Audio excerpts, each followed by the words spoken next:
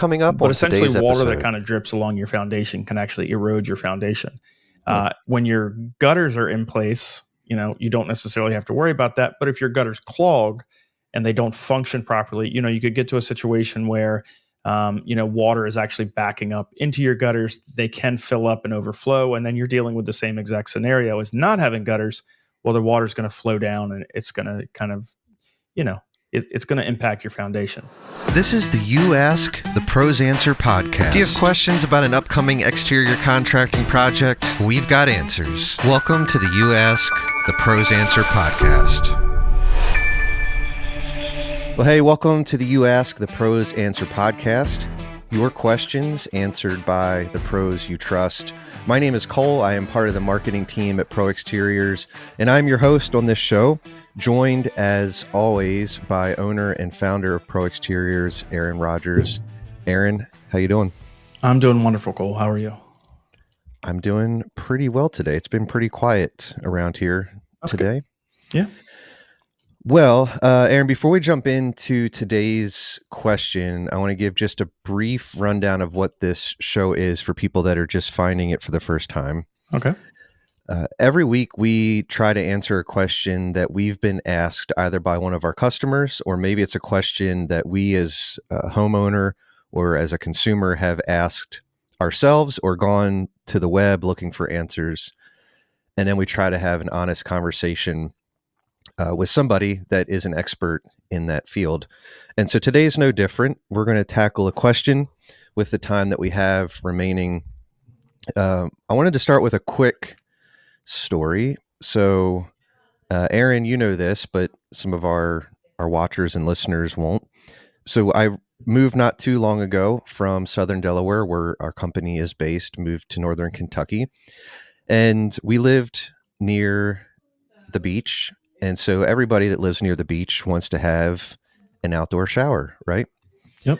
We had a pool in our backyard. When we built the house, we wanted to have an outdoor shower, and it was lovely, but it was just one more thing to maintain and to keep up. Well, the first winter that we were there, we did all the things we thought we should do. We shut the water off to it. It had a hot and cold feed. So I went down in our Crawlspace, turned it off, just like I do with our hose bibs. Yep. Went out the following spring to turn it all back on and turned the shower on for the first time. And water did come out of the shower head, but it also came out right in front of me from the mixing ball, the handle. Yeah. I was like, what in the world? So I had to call a plumber, and he's like, listen, I see this every year. I don't know how many customers he goes to. He's like, listen, it doesn't matter. You can turn the water source off. You can run it dry. Water still sits behind there. And inevitably, the water freezes and it breaks the components that are inside. I was like, oh, great. He's like, no problem. I can fix it. I was like, yeah, I know you can fix it, but it cost money just to get our outdoor shower up and running again. Time and money. Yep. Everything is possible with time and money. Yep. I think we ended up with the same problem 2 winters in a row. I can't remember. Anyway, we now live in Northern Kentucky. We don't have an outdoor shower, so that's at least one less thing to worry about. But that leads me to the question today. And today's question is, how do I prepare my house for the colder months? I scheduled this question for today. It's September of 2024. I think I'm just trying to will it to be cooler outside because I'm done with the hot weather. We had this taste of fall last week, and now it's 90 degrees again today. I mean, it's gorgeous here. It's only in the 70s here. So, well, okay. If you were here, it's gorgeous. All right. But well, I know living specifically on the East Coast, we have like 25 seasons. There's like summer, late summer, there's false fall, I think I've seen people say, and then there's real fall. Yep. Yeah. All right. So this conversation could go all over the place. I want to kind of direct us from kind of like you shower from the top down. Yep. At least that's what my mama taught me when I was younger. Because you wash your dirty hair in it. Anyway, I get it. Okay, so we're going to start from the roof down. I'm going to kind of feed you some questions, and then hopefully you can make me smarter by the end of this. Okay, I'll do my best. All right. The top of my house, I don't have like a cool cupola or whatever on top of it. Is just the roof. So what Yeah. are some of the things that I need to be doing to prepare my roof for the colder months? Well, realistically, if you're able to get on your roof, the easiest thing to do is get up there and walk around, enjoy the space. Look at all your penetrations, look at your chimney, check out your gutters, check all your pipes, make sure nothing's clogged, make sure no critters have decided to take up residence. Checking all your flashings, making sure your flashings are all tight, trying to do an inspection to see if there's, has there been wind damage that maybe you didn't notice? Has anything gotten on your roof? In this area randomly, I think we just got a call yesterday in regards to some turkey buzzards, or some people call them turkey vultures, getting onto somebody's house, and they'll just sit there and eat the shingles right off. They'll pull them off with their claws. Getting up there before the winter months is always a good idea. Preparing for a long winter of not having to get on that roof and do any sort of repairs, because winter's the absolute worst time to do repairs on your roof. Just trying to get ahead of all that stuff before, the cold weather sets in. Most of this stuff is pretty simple. We kind of look for the same things in the fall that we do in the spring. The harshest time of the year is going to be the winter. That's the time where we want to get up there. We want to inspect it right before it gets cold and right after it gets cold, to just make sure everything kind of, made it through without issue. We always recommend you do this, every year.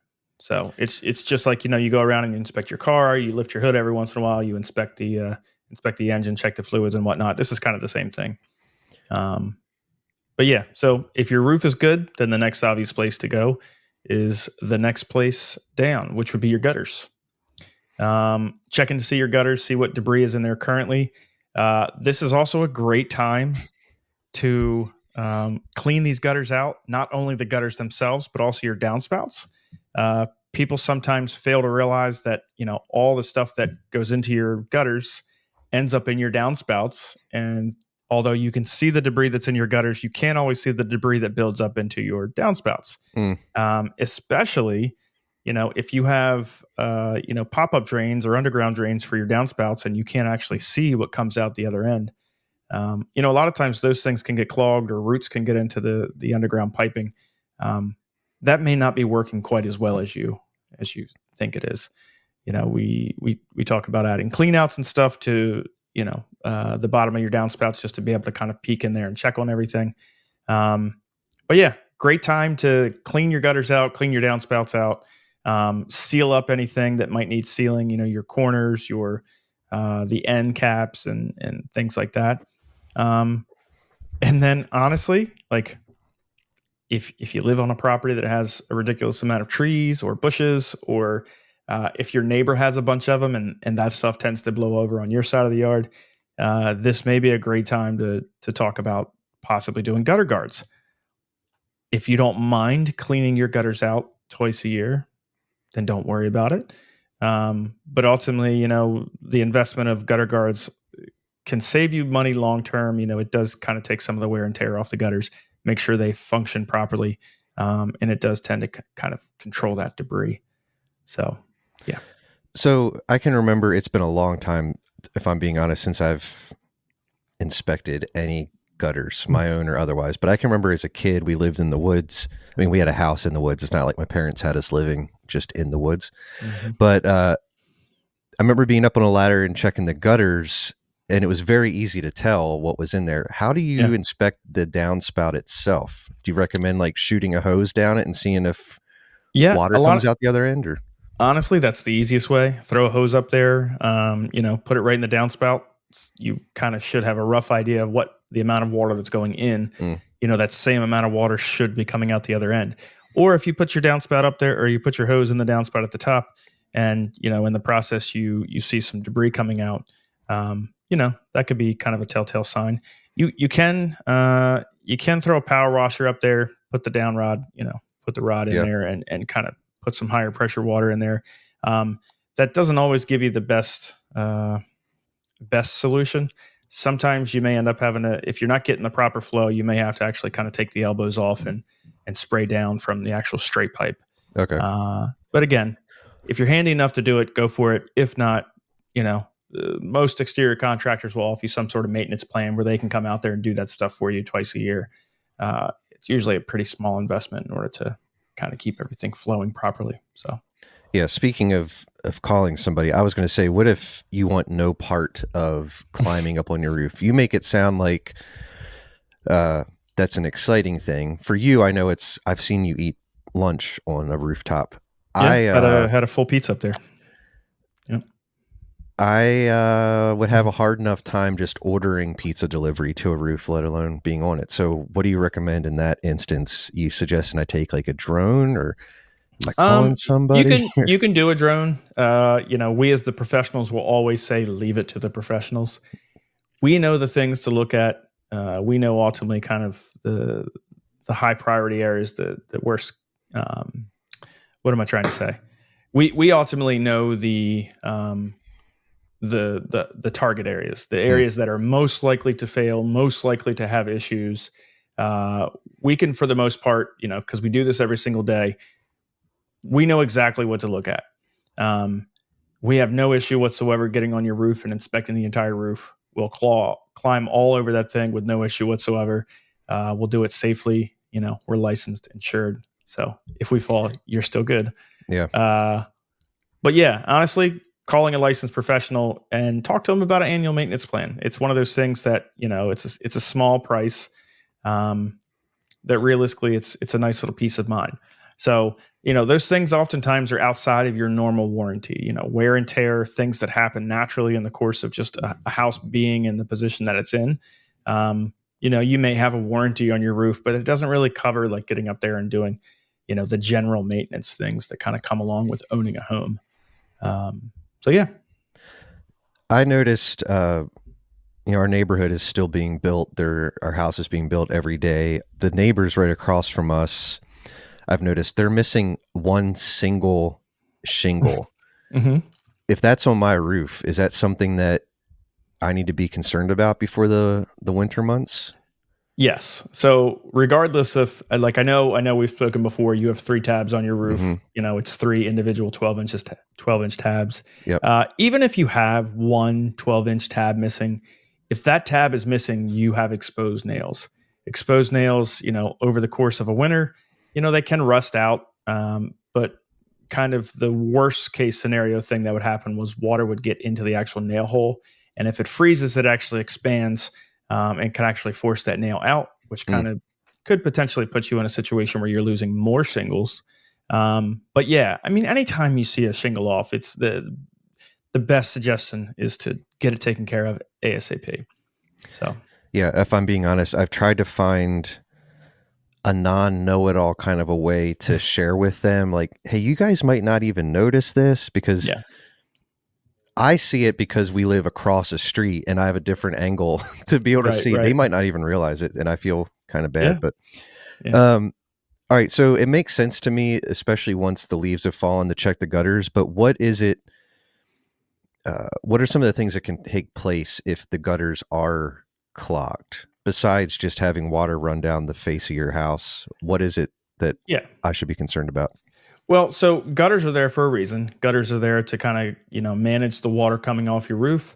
It is code that we have gutters here in our county. I think most states and counties have that code in place now.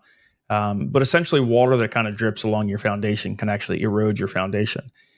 When your gutters are in place, you don't necessarily have to worry about that. But if your gutters clog and they don't function properly, you could get to a situation where water is actually backing up into your gutters. They can fill up and overflow, and then you're dealing with the same exact scenario as not having gutters.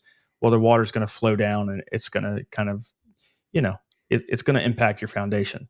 The other issue you may run into is if water sits in your gutters and it gets super, super cold, that freezes. Typically, most things on the outside of your home don't do really, really well with standing water that ends up freezing.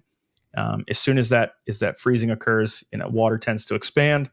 And, every joint you have in your gutters, every, end cap, every inside corner, every outside corner, the elbows in your downspouts, all of those things, every single joint, if water sits there and it expands, it can actually, ruin those joints, and just cause, kind of another maintenance issue or worse, cause you to actually have to replace a section of gutter, which, hundreds of dollars, potentially thousands of dollars.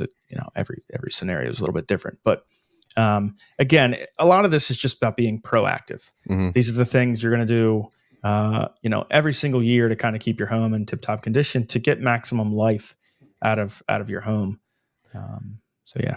In doing a little bit of prep for this episode, I saw that clogged gutters could lead to ice dams. Is that correct? Is that something you see? So how does that work? Yeah. So our winters here on the East Coast tend to be rather mild. So ice damming is not a huge concern for us. Now, when you go north of us, let's say we go 2 hours north of us where they get, consistent snow throughout the winter, they definitely get, kind of cooler temperatures. Ice damming is basically when water backs up underneath the shingles and it freezes. And when it freezes, it pops. And then as it melts, more water gets underneath there and it freezes and it pops. That can actually get to the point where it pops the shingles along the bottom and water wants to go somewhere. So it's going to follow the path of least resistance. As it melts and it gets underneath the shingles, it's going to go inside eventually. So we don't deal with it that often here. The little bit of times that we've kind of ripped a roof apart and there's a lot of surface rot at the bottom, there's a possibility that it is ice damming, but it's typically kind of minimal. Okay. But yeah, all of the water on your home kind of ends up at the bottom of your roof. The largest volume of water is right there at the gutter line. If your gutters aren't controlling that water, it has to go somewhere. I've seen ice dams in some scenarios. I've seen fascia get rotted out where the water has to go somewhere. It's getting into the gutters and has no way to get out. And it backs up and behind the gutters, which gets behind the fascia metal, which rots out the 2x6 subfascia, which, that's thousands of dollars. Sure. There's almost never a week that goes by here where we don't have a repair where somebody basically has to have the gutters removed, the fascia removed, the 2x6 subfascia repaired, soffit replaced.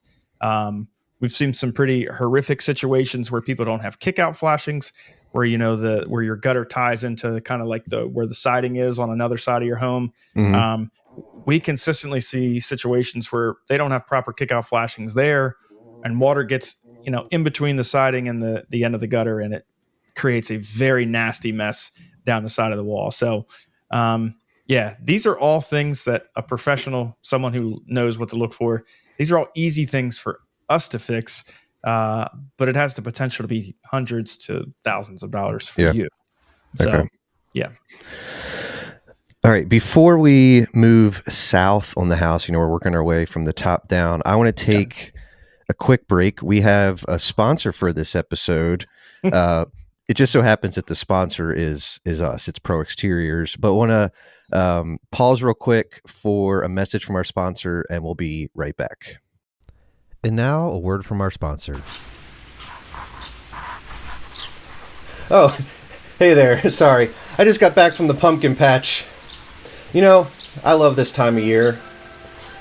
The cool, crisp air, the leaves changing colors, the very real pumpkins like the ones that I have here. At Pro Exteriors, we love this time of year too, which is why this autumn we are excited to announce to you Fall into Savings. Fall into Savings? What is that, you ask? Well, it's simple. With every new qualifying roof or siding purchase between September 1st and November 30th, you qualify for free gutter guards installed by us. Pretty awesome, huh? That's just one more reason to love this time of year. So this fall, leaf it to the pros. You can contact us today at 302-664-1700 or find us online at askproexteriors.com. Promotion valid September 1st, 2024 through November 30th, 2024. Terms and conditions apply. Contact us for details. The guy in this ad is a goofball, and we realize that. There's not much we can do about it since he's the one who produces our videos. Let's get back to the show. All right, we are back. Goodness, that guy in that ad is a bit of a mess, but it's all we have currently. All right, Aaron, so we've talked about the roof. We've talked about the gutters and downspouts. Let's go to windows and doors. What are some of the things I can tell you? I've lived in houses built in the 1960s with almost no insulation or anything, putting up like the plastic inside with the hair dryer. Yep. What are some of the things that I need to be looking for before it gets too cold outside? Yeah. So, depending on the age of your windows and doors, depending on the age of the house, depends on, realistically how in depth you need to be with those inspections. Some of the easy things to do is if you've got ripped screens, now's a great time to have them repaired. You can't really repair them in the winter. Most screens these days are vinyl. Vinyl doesn't do really, really well in the cold. It's going to expand and contract. It's going to be contracted in the wintertime. As soon as the summer gets here, you have the opportunity for that to expand, and it gets a little, if you've ever seen a screen kind of wave in the wind, that's just because it expanded and now it's a little bit loose. Do you normally take the screens out at your house? Yes. Okay. Yep. Some people tend to take them out. It does, some screens do kind of, they don't do great in wintertime. So, rain comes in and then that rain freezes, and the extra weight on that vinyl screening can sometimes make them sag, or it can rip, or it can, pull it out of the channel there. So that's not quite as common now as it used to be. I know a lot of people used to go out and they, take all their screens out for the winter and they'd store them in the garage or store them in the basement, the attic. That's not quite as popular now as it was at one time. Anybody who's lived in an older home, who's ever had storm windows on the outside of their house, knows that you have your glass for the winter time, and you've got your screens for the summertime. So that was kind of, more for that generation of home. Not quite as popular now. Most of our windows are vinyl. The screens are all vinyl. The frames are metal or vinyl. But little things, we're looking at the small little maintenance items. This is the time to go in, and if your screens are dry rotted, if your screens have tears, holes, what have you, this is a great time to do it. The inside of your home is nice and warm. All the bugs and critters and everything else that's on the outside of your home, they can see that warmth and they want a piece of it. So, making sure your screens are tight, making sure your windows open and close properly, making sure all your locking mechanisms are operating properly. These are all things you want to make sure you're looking at, twice a year, basically. So we've had some windows in the past that had bad seals on them. Mm-hmm. I feel like I could tell that because of the condensation that I saw on the inside. Are there any other telltale signs that a window's, like the actual seal, is no good and it needs to be replaced? Yeah. So sometimes you actually see the actual condensation, and sometimes your window just starts to kind of get foggy. And over time, it'll just continue to get foggy and foggy and foggy. Most of your newer windows that are in the last, say, 20 to 25 years, most of them will have lifetime replacement warranties on the actual sash itself. So if your window fails, typically you can call the original manufacturer. You can get a replacement piece of glass sent. And sometimes they'll send you the full window. Sometimes it's just the glass. But if you have those seal failures, then call the manufacturer or call a contractor, have him look at it. We can usually tell exactly what the window was. This is one big thing we always tell anybody, because people don't realize what this sticker is on for. But if you have vinyl windows and you look in the top of your window, in the very top frame, there is a little sticker. That sticker typically has the manufacturing info. It has the date of the original manufacturing of that window, and it typically has a size or a serial number on there. That information is crucial for us as contractors, or for, if you're handy, for you as the consumer. That information is what we need to order that replacement glass or that replacement sash. So when you're out there cleaning and you go, the original guy never took the sticker off, leave the sticker. That sticker is we need that. I'm There have looking at been one now. times, I didn't yeah. realize what that was. I mean, there's been times where people have 20-year-old windows that the manufacturer was bought out by another manufacturer. It's technically not manufactured anymore, but the glass is made by one company for almost all the window manufacturers. So we can still get the glass, but you look up there and there's no sticker in any of the windows. So there are times where we walk away and go, unfortunately, there's not much we can really do for this. And then you have to call people like, Mr. Go Glass or a similar glass company to come out there and actually fix that for you. But yeah, other things you want to look at is this is a perfect time to kind of clean your windows, cleaning the outside, making them nice and shiny before the cold weather hits. While you're doing that, you can inspect all the insulation.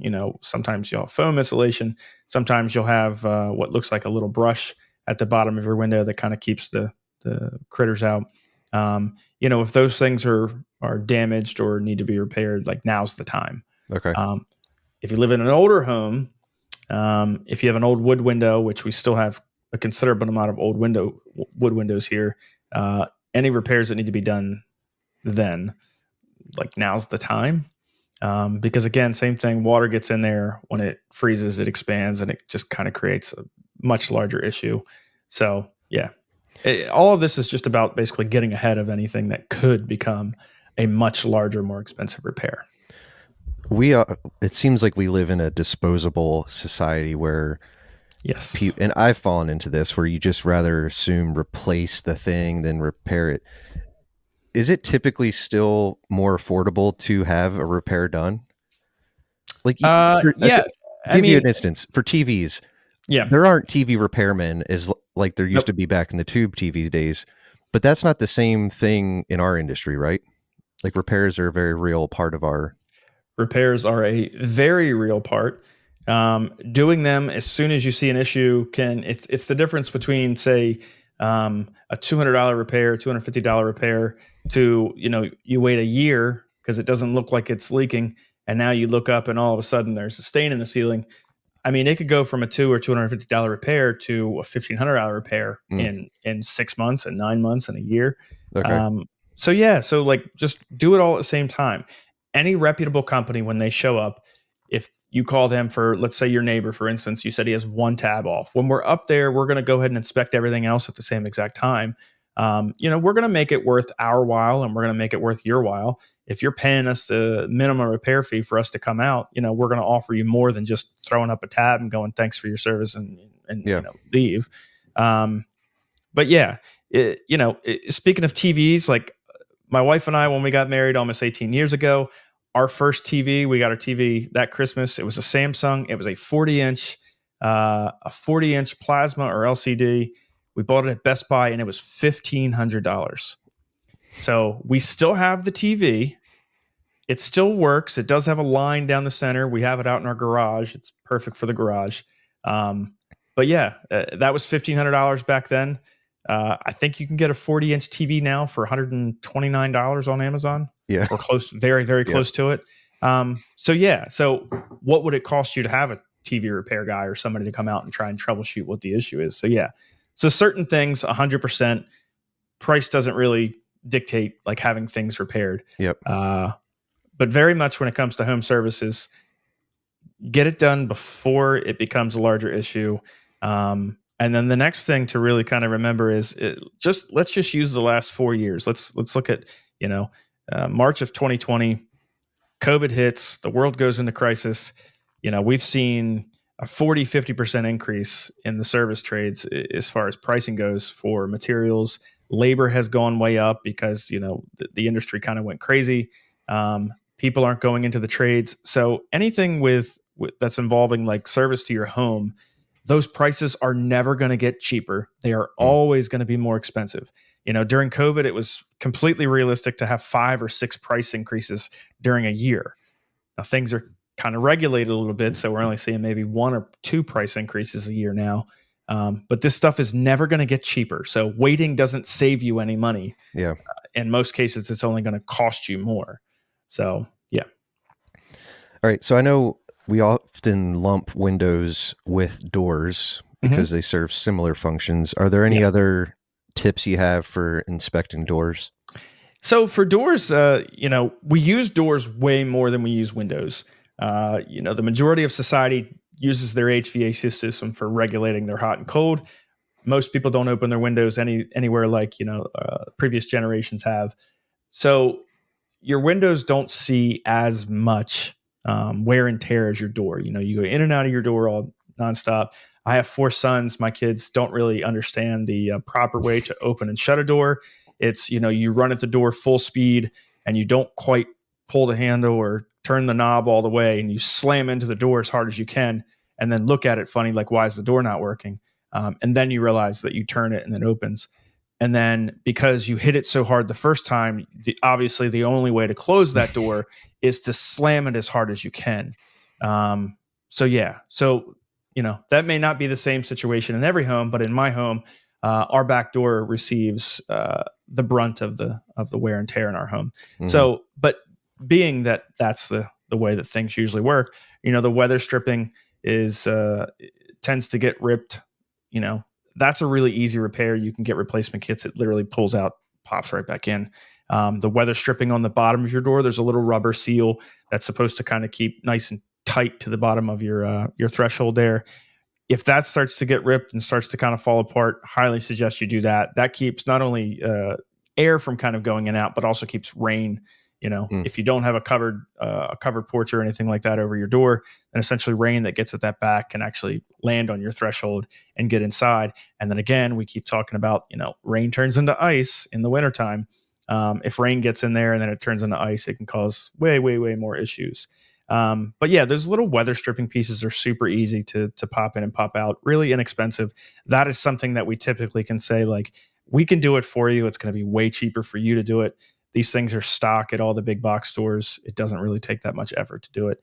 But yeah, and then other things like you want your door to be, you should be able to kind of give your door a medium amount of effort, and it shuts and locks. And, this is a great time to adjust the keeper to make sure that your handle is operating properly, to make sure that when you shut the door, that it's functioning properly and actually fully setting into the weather stripping, to make sure that you're not having a bunch of air gaps. Okay. A great way to do that is to do you see daylight? Can you feel a breeze coming through the bottom? Yeah. So you lose a lot of air, hot and cold, through your doors because the weather stripping typically gets used and abused. So. All right. Yep. That's good stuff. Let's move to what makes up the side of our house. So whether it be the vinyl siding or brick or whatever is along the side of our house, what are some of those things that we ought to be looking for before it gets too cold out? Yeah. So kind of similar to the roof, doing a full walk around to your house and, do you have any broken siding? Do you have any holes in your siding? If you have shutters on your home, are the shutters, properly affixed? Do you have any siding that's kind of pulled out? If you see anything kind of that doesn't look right on the siding, typically the easiest thing to do is look for brown staining. The plywood we have has formaldehyde in it, which is the glue that's used to kind of put the plywood together. If it gets wet, it turns brown. So if you have siding and you have brown stains on your siding, it's kind of a red flag. This is a great time to kind of inspect and figure out exactly what's going on. Again, siding butts up to the corners, it butts up to your soffit, it butts up to your windows, it butts up to your doors. They all kind of act as one big ecosystem. So while you're inspecting one, 100% inspect the other. But yeah, siding's not quite as important. Most people don't realize that, siding is water resistant, not waterproof. So it is 100% normal for rain and things to get behind your siding, depending on what type you have. But when it gets behind there, you do have house wrap. So the house wrap is really your last line of defense. So trying to keep as much moisture out from the house wrap is crucial with your siding. Some stuff's going to get back there no matter what. So yeah, just looking for the same thing. You're looking for missing pieces, broken pieces, pieces that aren't, fully locked in before the wind gets to them. I will tell you that if you have vinyl siding on your house, vinyl siding and cold weather don't mix. In the summertime, we can pull on your vinyl siding all day. We can torque it in every single direction, and it's not gonna have any issues. In the wintertime, vinyl siding snaps really, really easily. So if you call me for a repair and we come out there and we're pulling a piece off in order to do a simple repair, and another piece breaks, like that repair is going to expand, and it's just going to cost you more money. But yeah, our winds tend to be pretty harsh here in the wintertime. This is a great time to kind of make sure everything's nice and tight, so you don't have to deal with that in the winter. Is fall a good time to power wash it as well, or is it best to do that earlier in the summer months? Or so realistically, you can power wash either time. Most people power wash once a year.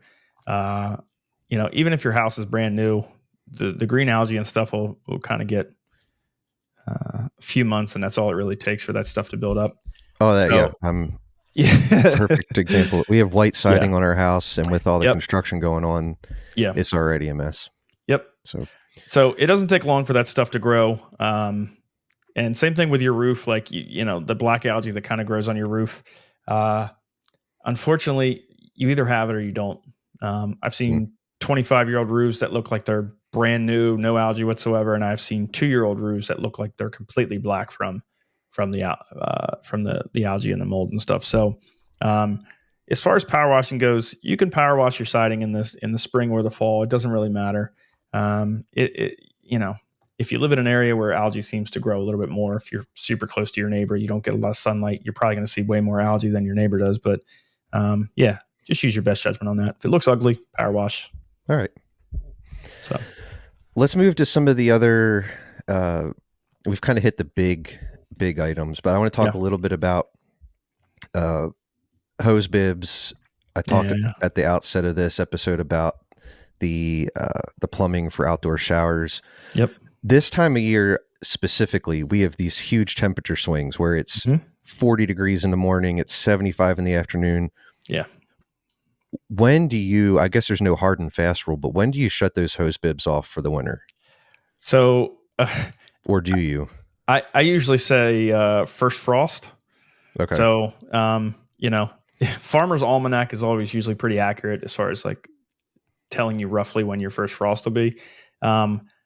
By that point, your temperatures are already low enough consistently that you're probably not using your outdoor shower. You're probably not using your pool, and your hot tub's not really the same issue because it's hot water.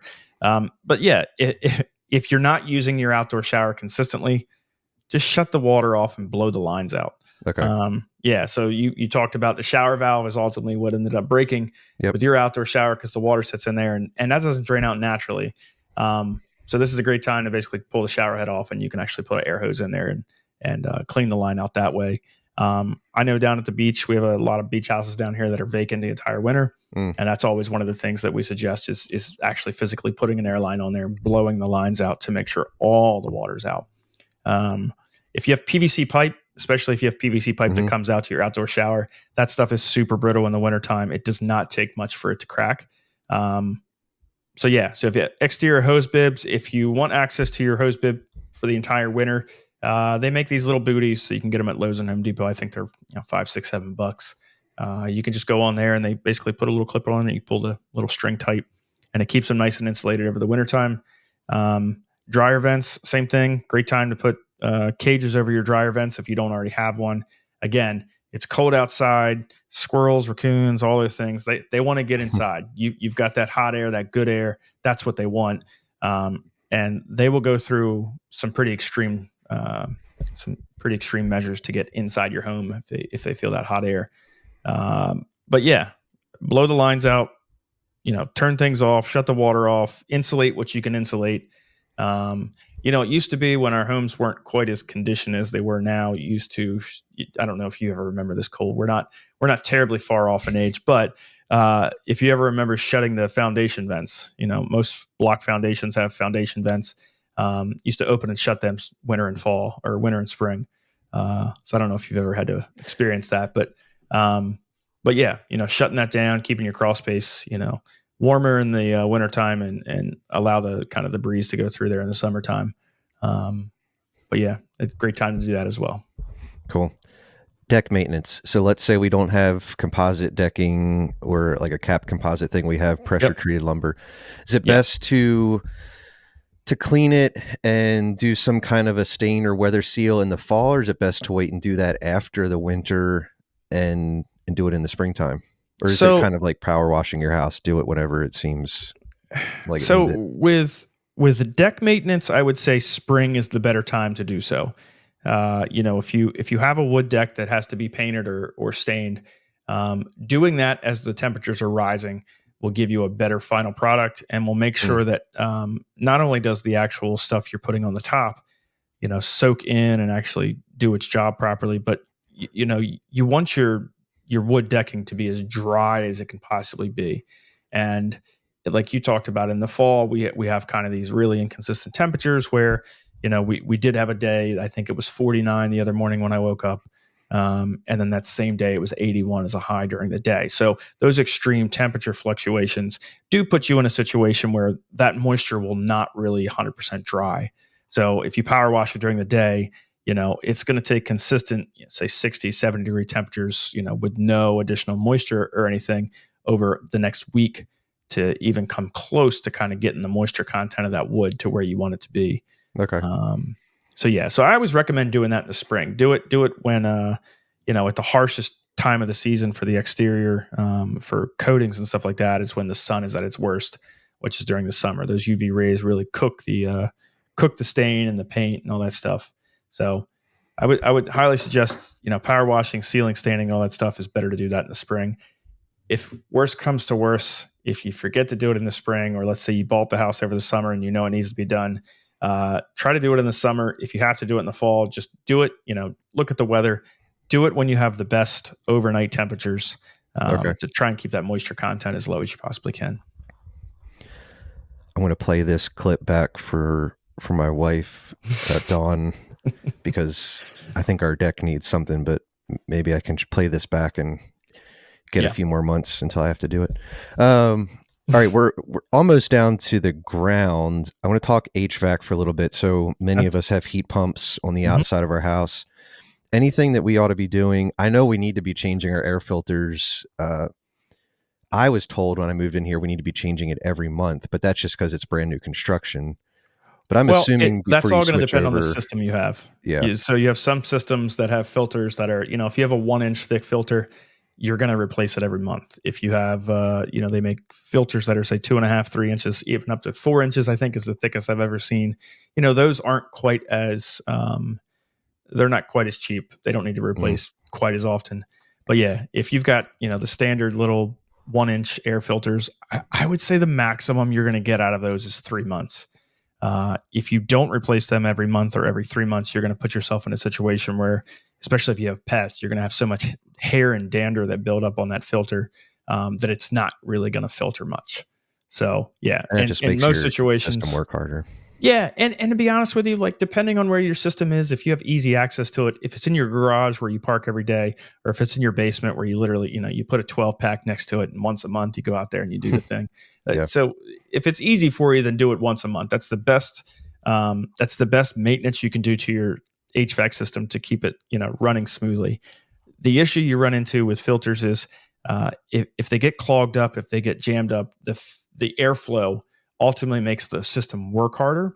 And if the system works harder, parts don't last as long. So, your blower motors can go, your thermostats can go, your solenoids can all blow. And, in certain situations, you can kind of put yourself in this, motherboards could be bad. There's just a lot. So it's, I think those filters you can buy a 12-pack for like $150. It's a very, very, very small price to pay if you have access to it. So. Yeah, and the winter months are not when you want your system to fail you. Correct. Because then you end up with frozen pipes and frozen family members. And yep. What about like a heat pump outside? Is there anything you need to do? Those things seem pretty resilient, even with snow that sits on top of it. They're pretty much meant to be outside, year round. Yeah. That's the expectation. So small things. Cleaning them off, making sure that, if you cut grass around your unit all the time and the grass gets blown up, that stuff can build up. Doing something as simple as just hosing it off, keeping it nice and clean is going to give you your longevity out of the system. Look down into it. Do you have a bunch of debris that's building up on the inside? I wouldn't suggest pulling it open and cleaning that out yourself, but if you see that stuff building up on the inside of your unit, then definitely call somebody out and have them come out there and fix it up for you. And then stuff like, your line set that goes from inside your house to your unit itself, most of that's going to have a little, like a black plastic insulation covering on it. If you see that getting dry rotted, or you see a piece got chipped off, or, rodents decided to chew on it and use it for their homes, now's a great time to get that little stuff fixed up. You just want that stuff to be as tight as you possibly can. Again, it all comes down to saving you money in the long run by keeping your units working at like its maximum efficiency. Yeah. So we started at the roof and we've kind of worked our way down. Are there any other nuggets of wisdom that you have as far as think about your property? What are some of the things that maybe you do this time of year to prepare for the winter months? Things you'd rather do now than, in the dead of winter. Based upon everything we've talked about, I would say kind of the last thing would be your crawl space in your attic. It's two areas that you don't typically, you don't explore those spaces that often. If you have a crawl space, you most likely, you're going to have one of two scenarios. You're going to have a conditioned crawl space where the walls are insulated and you don't have any insulation in the floor joists above you. Or you have a non-conditioned crawl space where you're probably going to have that insulation above you. If you have insulation in the floor joists, the wintertime is when that stuff comes in. That's when it's most important. So it's always good to kind of poke your head underneath there. If you feel comfortable enough to kind of walk around or crawl around or roll around, whatever you feel the need to do, now's a great time to get underneath there and just make sure everything's tight. Again, sometimes, the little, we call them stays, the little insulation stays are literally just pieces of wire that you put up there and it just kind of holds it in kind of a compression state. If you see a piece falling down, most likely it's just because as you walked around and bounced, that little piece of wire just kind of fell. So now's a great time to get underneath there and do any little maintenance like that. Same way with your attic space. If you have blown in insulation or bad insulation, get up there and just make sure everything's nice and tight.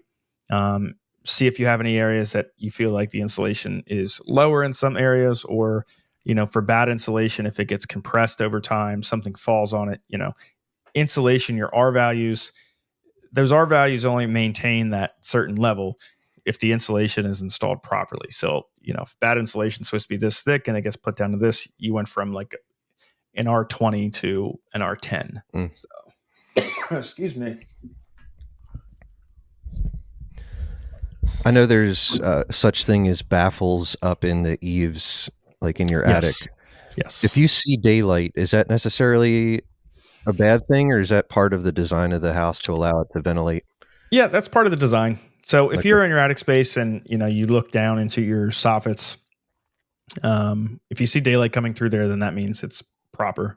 Okay. Sometimes when you have soffit baffles in there, the way it's supposed to be done is the baffle kind of goes from your soffit area up above your insulation. The insulation should be tight there. You don't want airflow just free flowing through there. Okay. So yeah. Cool.